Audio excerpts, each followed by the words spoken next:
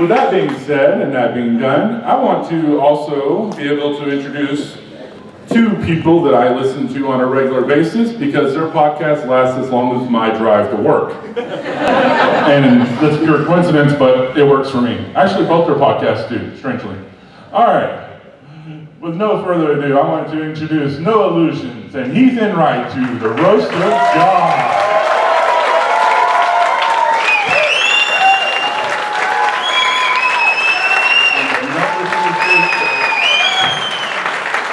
And if you don't listen to the Scathing Atheist, you need to. It's great. Thanks, Shane.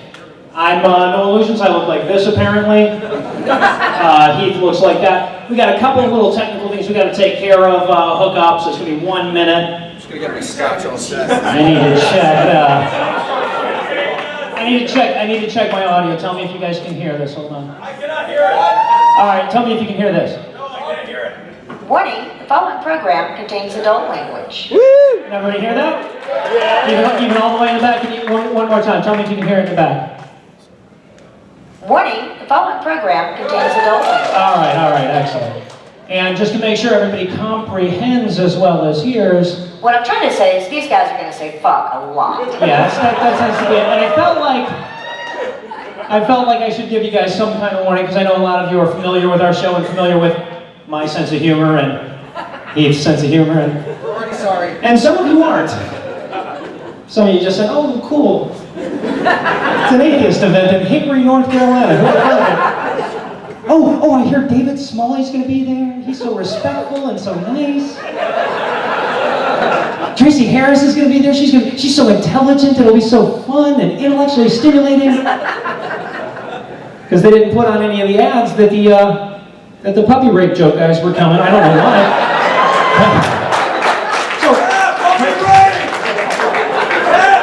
That chant follows me everywhere I go, unfortunately. I brought it on myself. Now, like I said, I did want to give everybody some warning on that, so, if you didn't know what you were getting into, and you want to leave now, I won't be offended. If you don't, you will be. All right, well, no, hey, I understand. All right, almost everybody is in. Excellent. Which is good, because this is, as you'll see in just a second, we're going to be roasting God tonight, if we can get our stuff to work here. But this is, consider this to be a panentheistic roast, a little Spinozan roast. Everyone in the room is fair game. Notice I told you that after I gave you the chance to leave there. Oh, and of course, ladies and gentlemen, the lovely Lucinda Illusions.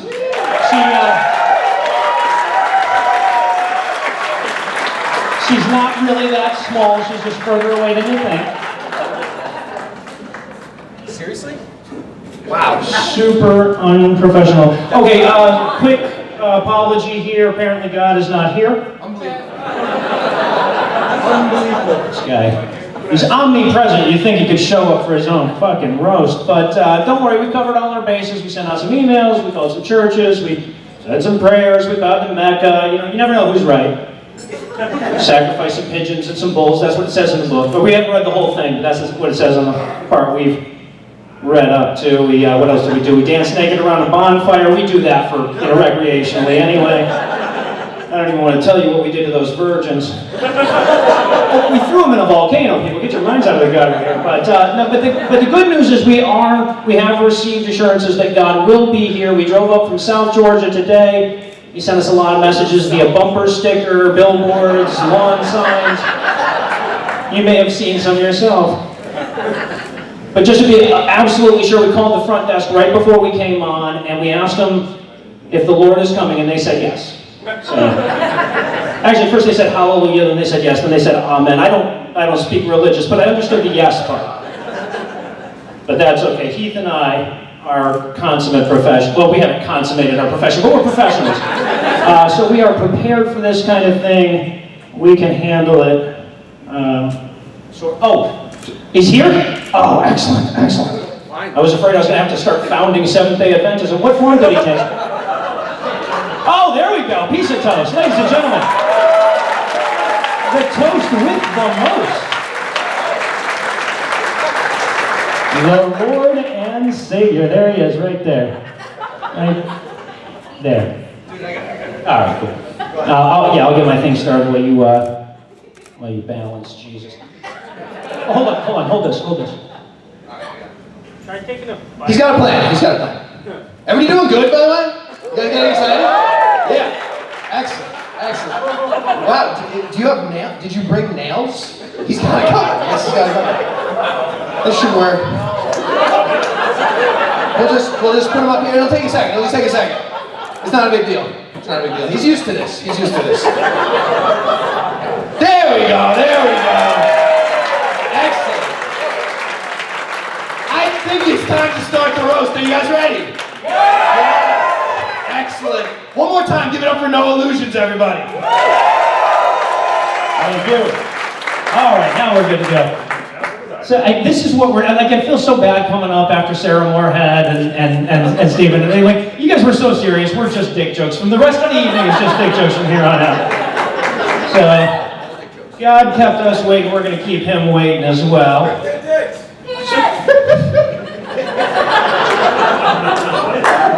I love it when you say that. All right, a lot of beautiful folks in the room, but also Tom and Cecil are here. Cognitive dissonance right here, ladies and gentlemen. The Buffalo Bills of the Podcast Awards. I'm sorry, Tom. I was afraid I was going to have to explain that one to Tom. He's not a big sports guy. They went to a lot of Super Bowls, but they never won. So. The Super Bowl is like it's like the championship of football. The football is the one with the brown oblong ball. Don't worry, Cecil will explain it later. Cecil, I actually finally got a chance to meet this guy. I considered him a friend for a while, even though he talked a bunch of shit about my beloved New York City on his podcast. That's because it sucks. Apparently, all right. Apparently, he has some aesthetic issue with giant ramparts of trash bags everywhere. Weirdo. I mean, to be fair, he's from Chicago. If we knew he was coming, we'd throw some dead bodies on there. He would have felt right at home. I kid. Andrea and Lindsay are here too. They're way back there from the Have You Hugged an Atheist Facebook page. Don't worry. I don't have a joke. I'm not going to make fun of you. I made up me. Look at these two ugly fucks. I figure I owed them one. Now I heard a rumor that Hina Databoy was here. Is she here?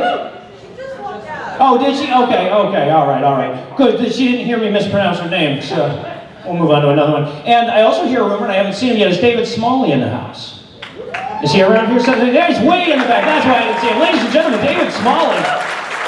Now, I haven't had a chance to say this in person, so last time I talked to David was in December. He was doing a 24-hour podcast fundraiser for the Foundation Beyond Belief.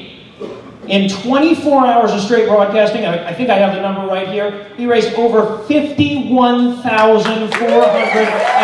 Yeah, give it up for David Smalley, folks.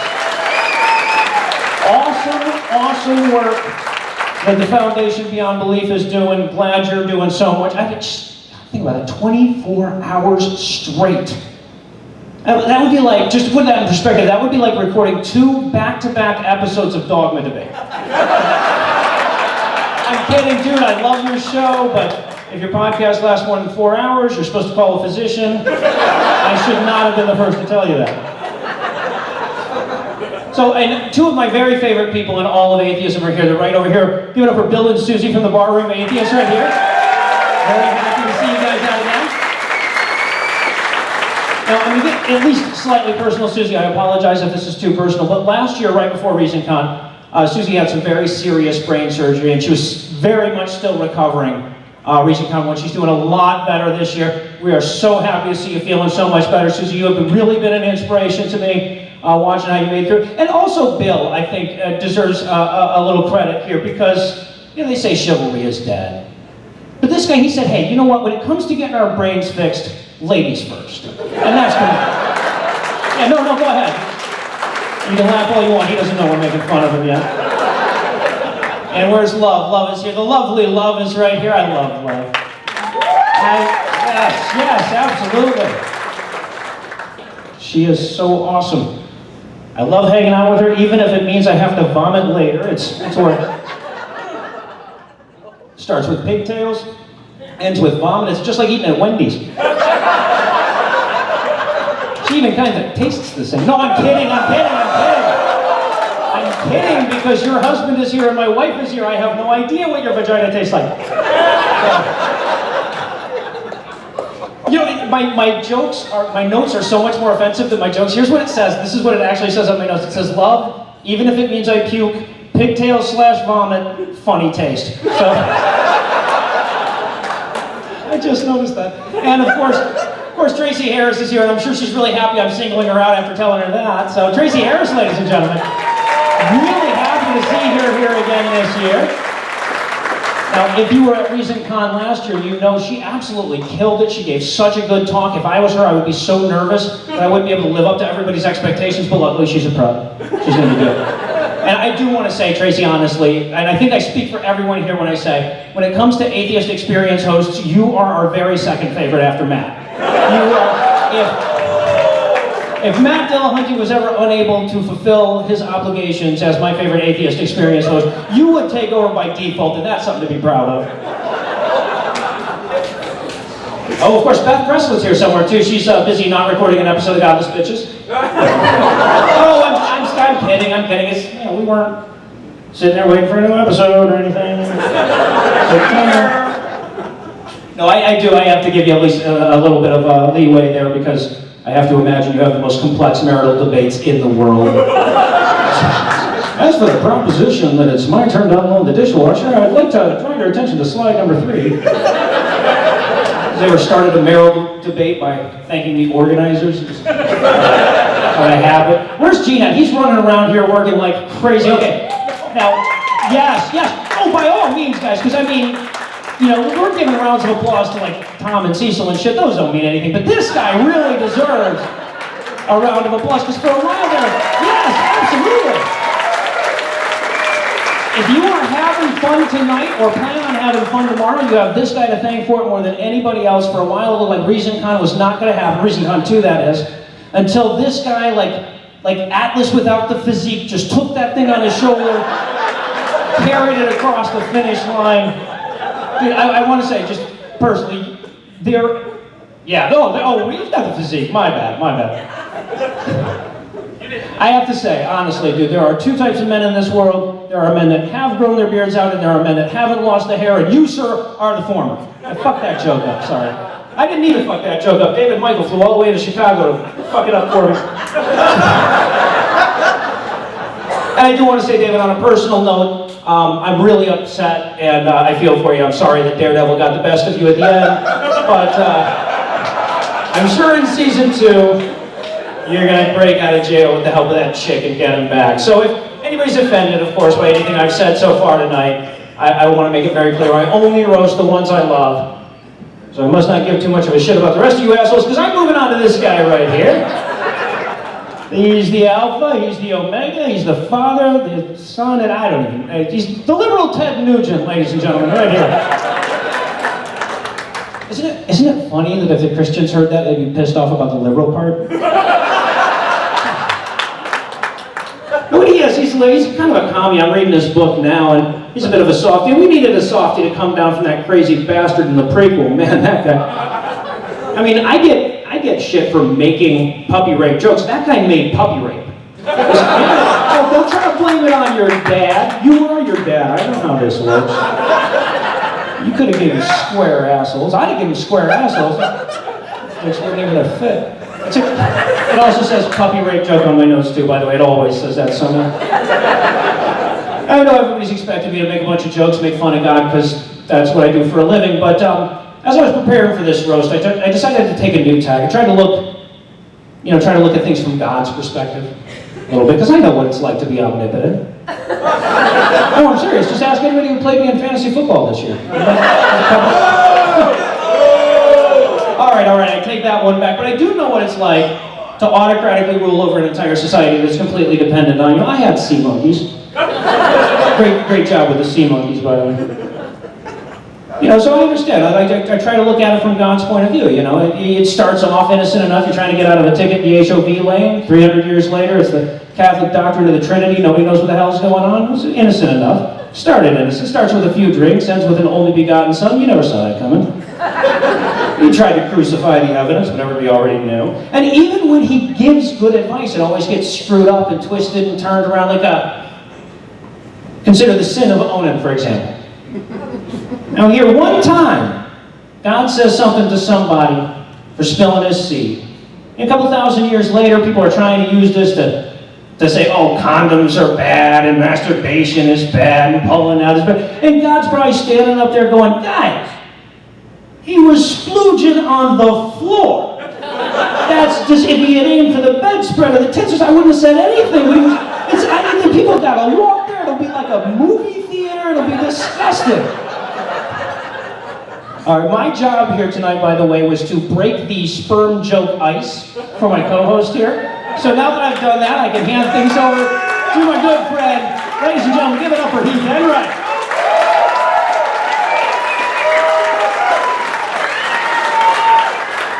All right, ice is broken on sperm jokes. Let's get ready to go. Keep it going for no illusions one more time.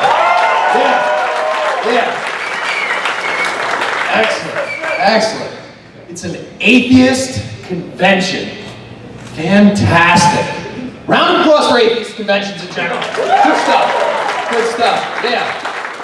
Excellent. What a bunch of assholes we are. This is great. All right, and also let's get a slow clap going. You guys know how to do it, right? Slow clap. A little bit slower. Slow clap for the organizers of this event right here. Where's Love? Where's Gene? Give it up for everybody involved in making this happen. Yeah, good slow clap. All right. Well done. You guys are good. All right, so before I start making a bunch of offensive jokes, quick question. I don't know how it works here. I'm from New York. Is it open carry? Is anybody strapping? One guy had a thumbs up. All right. Good. I'll just be behind this. And we'll get ready to go. Okay, excellent. Let's get started. It's a star-studded lineup we have. We have a star-studded lineup. Cognitive Dissonance is here. Tom and Cecil, everybody. Give it up. Absolutely. They're skeptical, they're political, and there is no welcome mat at Glory Hole Studios, isn't that right?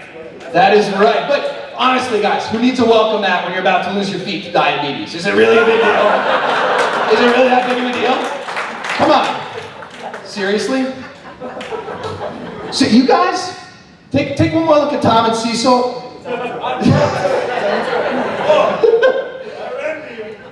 You guys, you look like the gay love children of Wilford Brimley and Norm from Cheers. Yeah. Speaking of diabetes, excellent. You guys. Wilford Brimley? I hope I am. Yeah, you're Brimley, obviously, with the feet.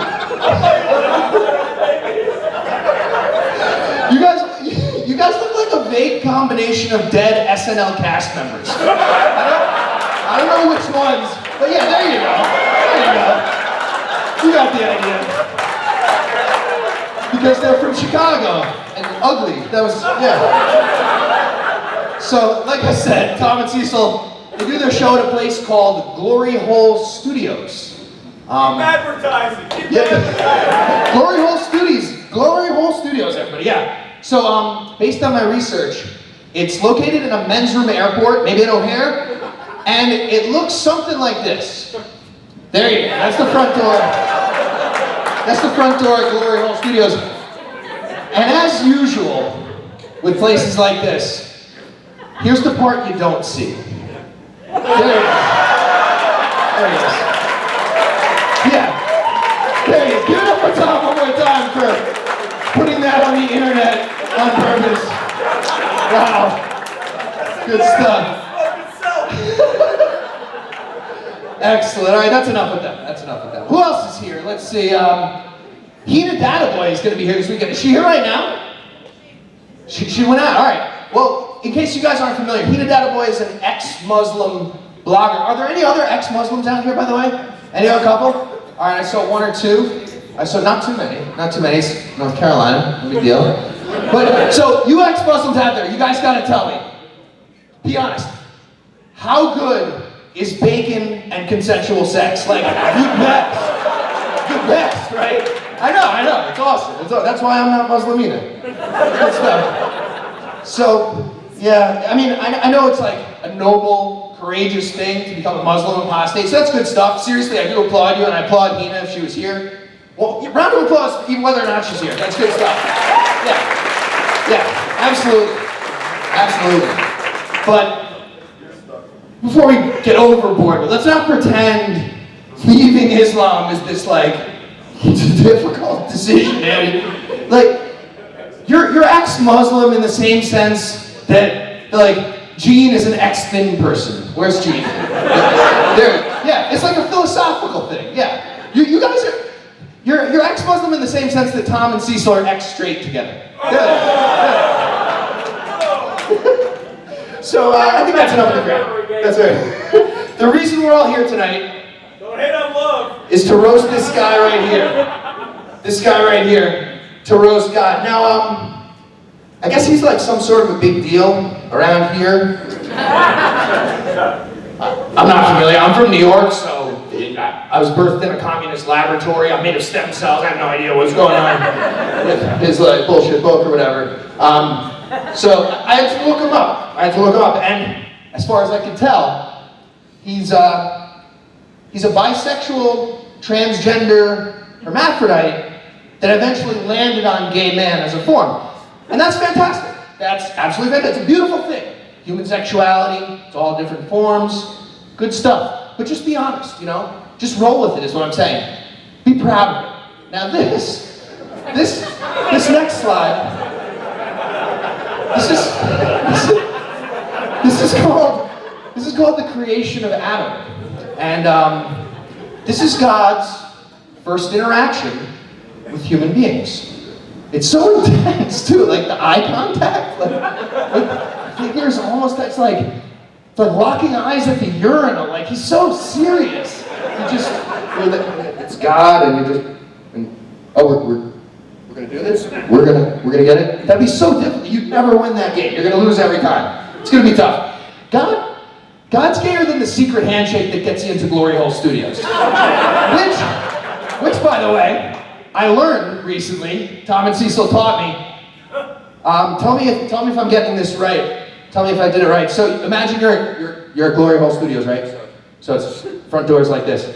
So you're coming in. It's regular grip, right? Yeah. And then Euro grip, yeah. And then two-handed fire starter, right?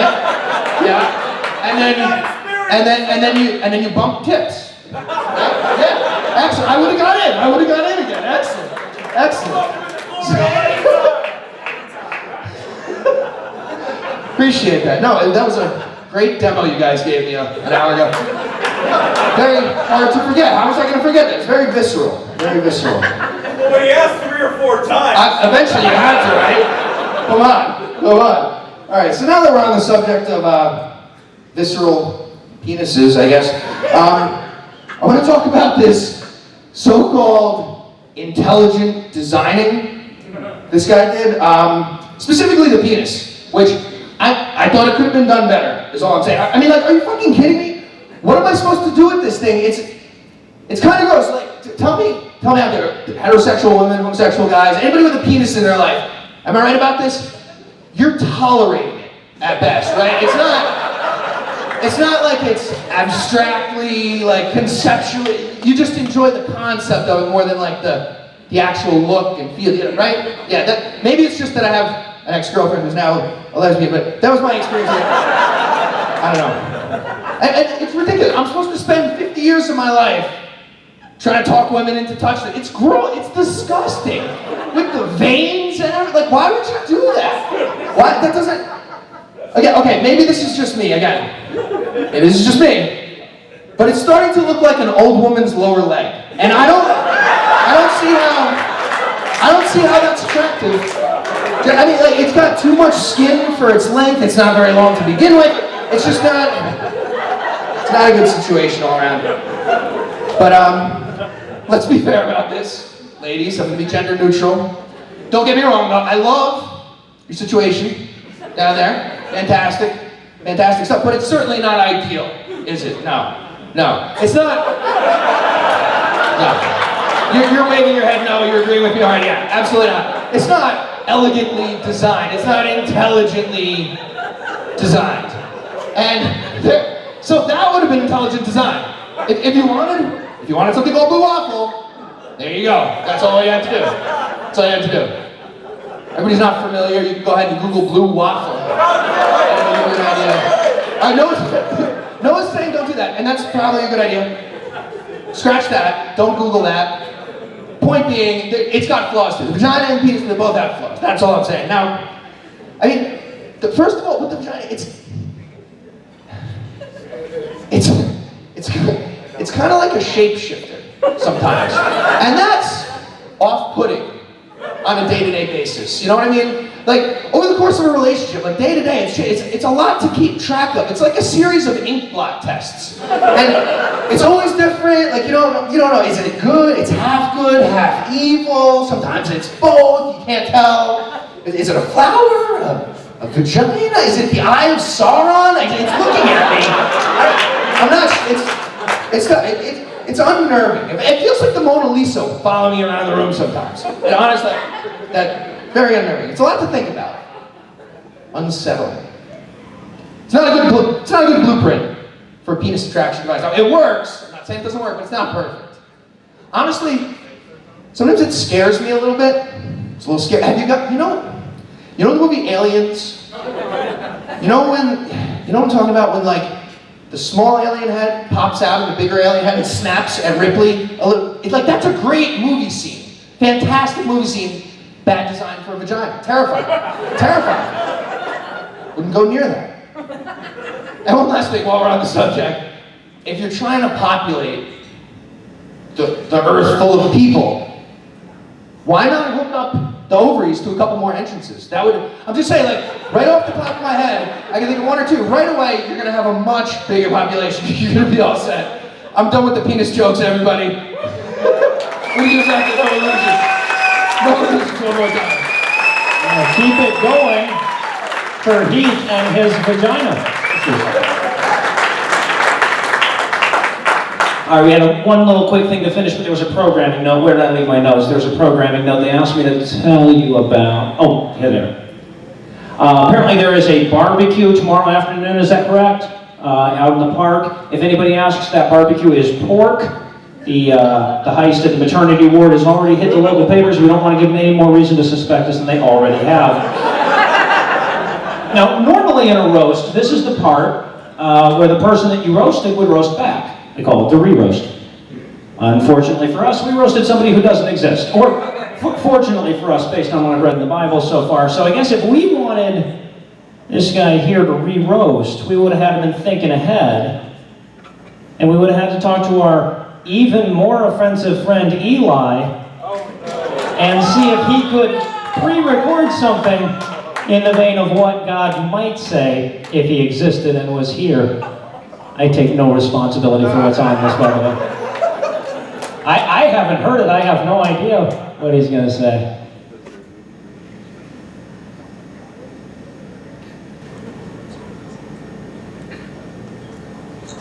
Hello! Oh boy!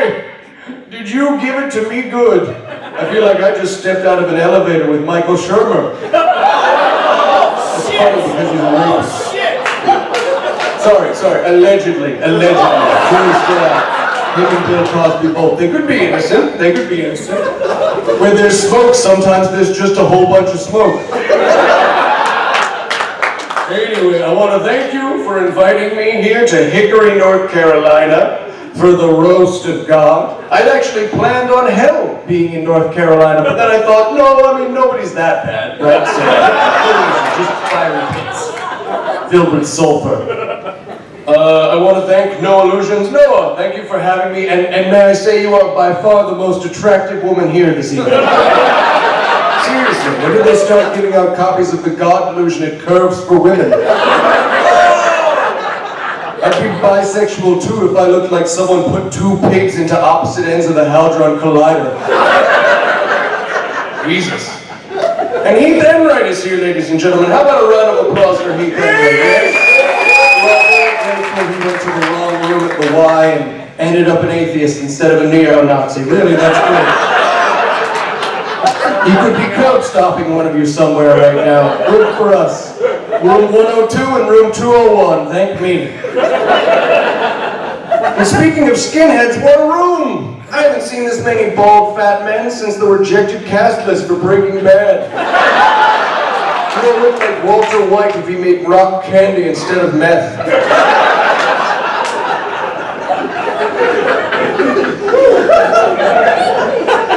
I see some podcast award winners and losers in the audience tonight. Don't worry, Tom, Cecil, this is God. Next year, it's all yours. As soon as my son comes back. Around the same time, really. But seriously, the podcast awards, don't feel bad if you lost. The podcast awards are like competing in the Special Olympics. It doesn't matter if you win or lose, Richard Dawkins still thinks you should have been aborted.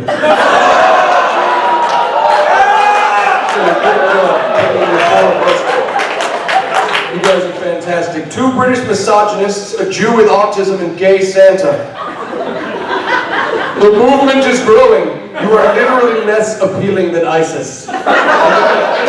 People will die for ISIS. Looking around the room, I can't even find an atheist who will diet for atheism. Seriously, just cut out sugar, white flour, do some sit-ups. Moving on, Beth Presswood is here. Beth, I wanted to give you a special shout out for your humanitarian work both locally and nationally. I think it deserves some recognition. A round of applause, yes? Of course, I'm talking about being the only person in the world willing to fuck Mac Dillahunty. David Fitzgerald is here, author of the excellent book Nailed, 11 Proofs That Jesus Never Existed. Coincidentally, exactly what is happening from a Mexican busboy to his wife right now while he hangs out in a hotel with a bunch of atheism nerds. She doesn't have a Pilates class, David. Well, that's about all the time I have. I'm sorry I'm late, but I've got to get back to working on this Super AIDS that I've been creating.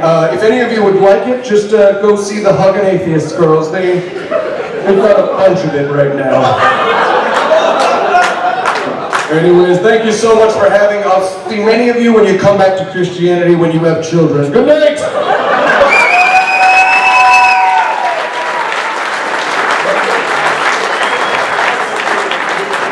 I am so sorry that happened, folks. That's all our time tonight. I'm going to hand the mic back to this gentleman right here. All right, come on up, man. Come on up. Take your time.